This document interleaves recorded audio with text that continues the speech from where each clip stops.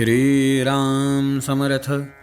श्री गणेशाला, शारदेला, समर्थ सद्गुरूंना, सुतांना, सनकादिकांना आणि शुकाचार्यांना वंदन करून क्षणभर नामस्मरण करू. श्रीमद्भागवत सारामृत कथेचे श्रवण करू. ओम नमो भगवते वासुदेवाय. ओम नमो भगवते वासुदेवाय. ओम नमो भगवते वासुदेवाय. ओम नमो भगवते वासुदेवाय. ओम नमो भगवते वासुदेवाय. गोपाल कृष्ण भगवान की जय.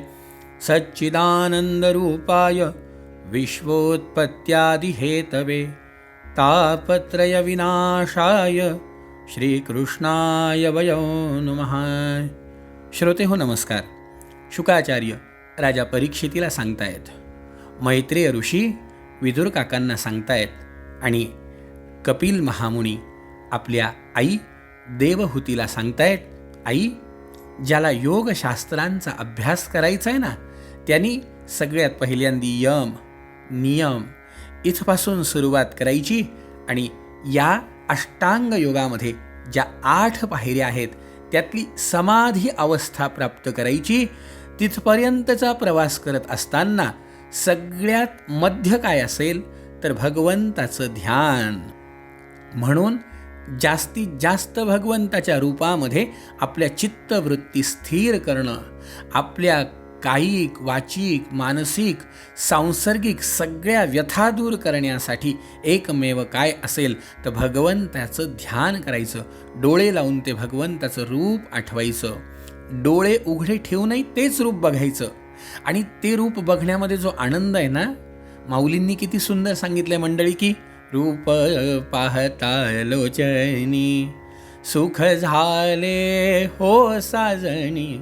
सुख झाले हो साजणी. तो हा विठ्ठल बरवा, तो हा माधव बरवा, तो हा विठ्ठल बरवा. तो भगवंत ज्याचं ध्यान, अहो त्याला पाहिल्या साध्या डोळ्यांनी पाहिल्यावर सुद्धा तो आनंद आहे की रूप पाहता लोचनी सुख झाले हो साजणी. बुद्धीला जो आनंद होतो तो आनंद डोळे लावून ध्यानातनं त्या भगवंताला बघणं हा सुद्धा आनंद एक वेगळा आहे. अलौकिक ध्यान अवस्थेला या योगामध्ये फार अनन्यसाधारण महत्त्व आहे. आणि जो ध्यानासाठी योग्य होतो, ध्यानाचा अभ्यास करतो, त्याच्या जीवनामध्ये भगवंताविषयी आपोआप प्रेम निर्माण व्हायला लागतं. ध्यानाच्या अभ्यासाने साधकाचं श्रीहरीविषयी जे प्रेम उत्पन्न होतं नाही, त्याचं हृदय भक्तीने भरून येतं. आनंदाने शरीर रोमांचित होतं. उत्कंठा जनित प्रेमाश्रूंच्या धारात तो वारंवार आपल्या शरीराला न्हाऊ घालतो आणि नंतर अहो किती प्रेम निर्माण होतं. आदरणीय गंधे महाराज खूप सुंदर सांगायचे की ती अवस्था जी आहे ना, भगवंताविषयी उत्कट प्रेम निर्माण झालेली अवस्था. तर मीराबाईंच्या शब्दामध्ये महाराज सांगायचे की मीराबाई म्हणायच्या, घायल की गती घायल जाने. घायल की गती घायल जाने. ते कुणाला कळेल? जो कधी जीवनामध्ये या ध्यान अवस्थेमध्ये मग्न झालाय त्याला हे कळेल. कारण ह्या गोष्टी तशा शब्दात सांगण्यासारख्या नाही. मीराबाई काय म्हणायच्या? घायल की गती घायल जाने जो कोई घायल हो. जो जीवनामध्ये कधीतरी घाव सोसतो त्याला दुसऱ्याच्या घावाची किंमत कळती. आदरणीय महाराज खूप सुंदर सांगायचे. ते म्हणायचे, एखादा 15 दिवसापासून दवाखान्यात ॲडमिट आहे, आपण भेटायला गेलो, आपण म्हणलो, वा वा रावसाहेब तुमचं काय, अगदी वा, तुम्हाला झोपायला पलंग काय, 10-10 मिनिटाला डॉक्टर येतात काय, तासाला तुमची उशी बदलतात, कूस बदलतात, तुमची मजा चालली आहे, पडल्या सफरचंद काय, केळी काय. तर आपण त्याला असं म्हणलो तरी तो जो पेशंट असतो ना, महाराज खूप छान सांगायचे. ते म्हणायचे, तो पेशंट म्हणेल, छान तुम्ही झोपा इथे, आम्ही जाऊन चक्कर मारून येतो. का? कारण त्याचं ज्याची चिरफाड झाली आहे त्याला कळेल त्या चिरफाडीमध्ये काय दुःख आहे. घायल की गती घायल जाने. म्हणून तर मीराबाई म्हणल्या, ए री मैं तो प्रेम दीवानी मेरो दर्द न जाने कोय मेरो, दर्द न जाने कोय. आई, आनंद अश्रू निर्माण होतात, कंठी प्रेम दाटे, नैनी नीर लोटे. भगवंताबद्दल उत्कट प्रेम निर्माण व्हायला लागलं की डोळ्यातून निशिदिनी बरसत नैन हमारे, डोळ्यातनं सतत पाणी चालू असतं त्याच्या प्रेमासाठी. इकडे वास्तविक जीवनामध्ये सुख आहे का दुःख आहे याच्याशी काहीही घेणं नाही आहे. त्याची आठवण आली की टचकन डोळ्यामध्ये पाणी येतं. निशिदिनी बरसत नैन हमारे, सदा रहत धुंडत गिरिधर को. निशिदिनी सांज सवेरे, निशिदिनी बरसत नैन हमारे, अखंड त्याच्या प्रेमामध्ये डोळ्यातनं पाणी.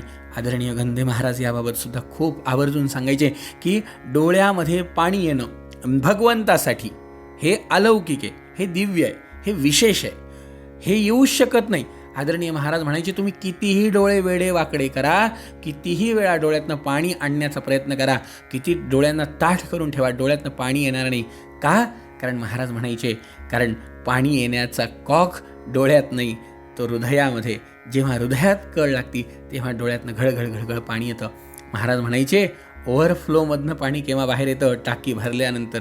हृदयामध्ये अत्यंतिक प्रेम जेव्हा उचंबळून येतं तेव्हा डोळ्याला धारा लागतात. आणि अशा धारा भगवंतासाठी लागल्या पाहिजे. प्रपंचासाठी तर लागतात हो, पण प्रपंचासाठी नाही, भगवंतासाठी लागल्या पाहिजे. महाराज म्हणायचे, अशी डोळ्याला कधी जर धार लागली भगवंतासाठी तर त्याचं जीवनामध्ये कल्याण झालं. का? कारण सात्विक भाव शरीरावरती उमटून येतात, डोळ्यांना धारा लागतात. आणि जेव्हा डोळ्यांना धारा लागतात, कपिल महामुनी आईला सांगतायत की आई, मग हळूहळू साधक भगवंताकडे आपोआप आकर्षित होतो आणि चित्तालाही हळूहळू ध्येय वस्तूपासून आपलं जीवन बाजूला कसं आहे आणि आता ते संपवून आपल्याला त्याच्यापर्यंत कसं जायचं आहे हा अभ्यास त्याला यायला लागतो. म्हणून तर ध्यान त्याचं फार महत्त्वाचं आहे. त्याच्याशी एक प्रेम निर्माण होणं फार गरजेचं आहे. आई, योगाभ्यासाने प्राप्त झालेल्या चित्ताची अविद्यारहित लयरूपी निवृत्ती झाल्याने आपल्या सुखदुःख विरहित ब्रह्मरूप स्थितीमध्ये स्थिर होऊन परमतत्वाचा साक्षात करून घेतल्यावरती तो भक्त, तो योगी, ज्या सुखदुःख भोगण्याला प्रथम अज्ञानाने आपले स्वरूप समजत होता, त्याला आता तो अविद्यारूपी अहंकारात पाहतो.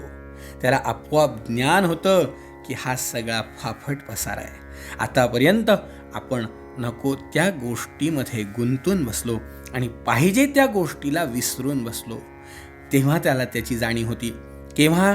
जेव्हा ध्यानामध्ये उत्कट प्रेम निर्माण होतं त्या भगवंताविषयी, ज्याला कधी पाहिलेलं नाही. फक्त कानाने ऐकून ऐकून डोळ्यामध्ये त्याचं रूप साठवून साठवून साठवून त्याच्याशी जे प्रेम निर्माण होतं, त्या प्रेमाने आपोआप अविद्या माया दूर व्हायला लागती. आणि अविद्या माया दूर झाली की मग काय हो, तुका म्हणे आता नाही मी तू पण, तुका म्हणे आता नाही मी तू पण. त्याचं शरीर पूर्वजन्मीच्या संस्कारांच्या अधीन असतं, म्हणून जोपर्यंत त्याचं पूर्वीचं प्रारब्ध शिल्लक आहे तोपर्यंत तो इंद्रियासह जिवंत असतो.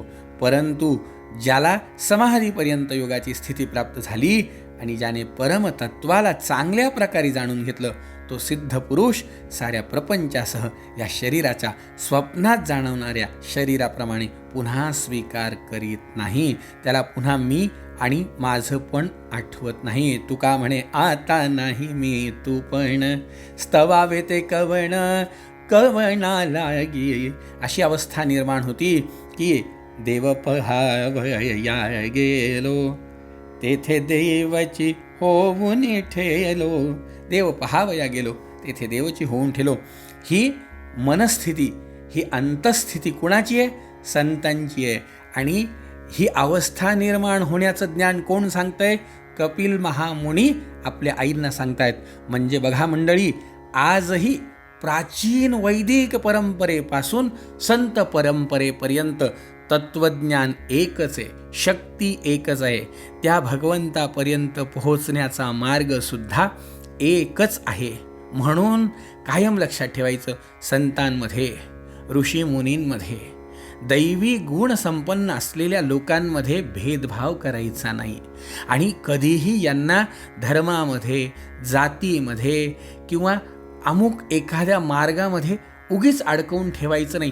काय माहिती का, अहो त्यांच्यावर परिणाम होणार नाही, ते तर शेवटी भगवत स्वरूप झालेले आहेत.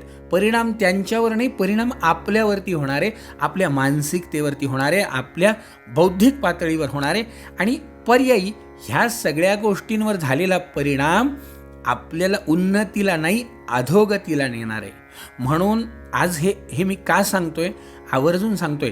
ही जी एक वाक्यता आहे, श्रीमद भागवत ग्रंथामध्ये अनादिकालापासून केलेलं जे वर्णन आहे, या वर्णनामध्ये सापडणारी आणि संतांच्या वाक्यामध्ये सापडणारी ऐक्यता आपल्याला परब्रह्म भगवंतापर्यंत नेऊन सोडणारी आहे.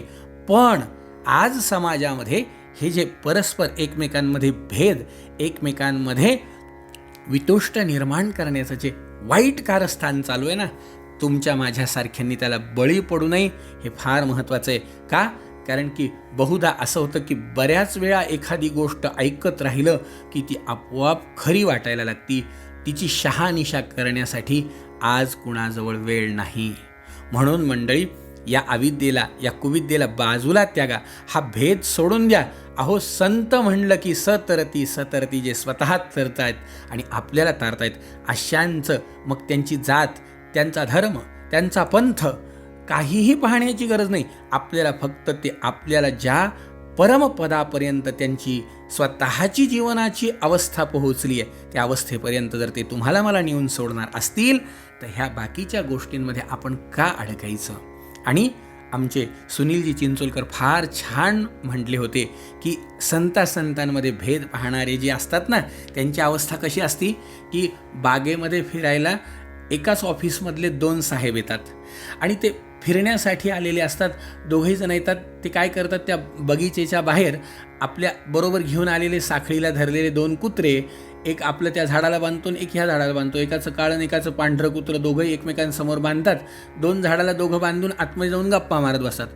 दोन्हीही मित्र साहेब आतमध्ये गप्पा मारत बसतात, पण हे बाहेर बांधलेले कुत्रे एकमेकांवर भुंकत असतात.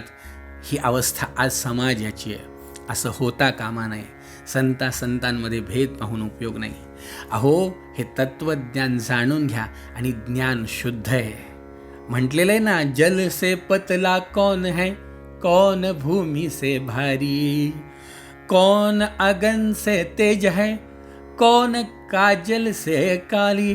जगामध्ये हे प्रश्न विचारलेत ना की पाण्यापेक्षा पातळ काय आहे, भूमीपेक्षा जड काय आहे, अग्नीपेक्षा तप्त काय आहे आणि काजळापेक्षा काळं काय आहे.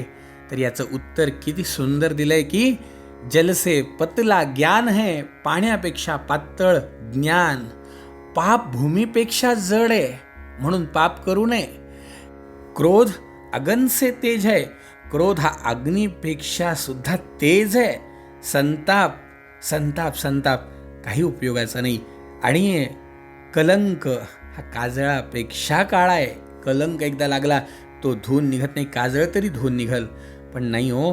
म्हणून असं सांगितलंय शास्त्रकारांनी की जीवनामध्ये ज्ञान प्राप्तीला महत्त्व द्या आणि ज्ञान हे शुद्ध आहे, पवित्र. म्हणून तर भगवद्गीता काय सांगतेय की नहि ज्ञानेन सदृशम पवित्रमेव विद्यते.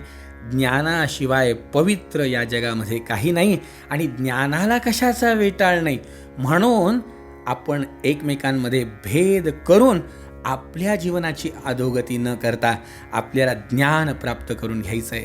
आणि ज्ञान कशातून प्राप्त होतं तर अष्टांग योगामध्ये ज्याला ध्यानाची पायरी जमली, भगवंताशी अतूट प्रेम निर्माण करायला जमलं, आई तो ज्ञानी होतो. आणि मग ज्ञाने मुक्तीचं साधने, मुक्तीला ज्ञान कारणीभूत ठरतं.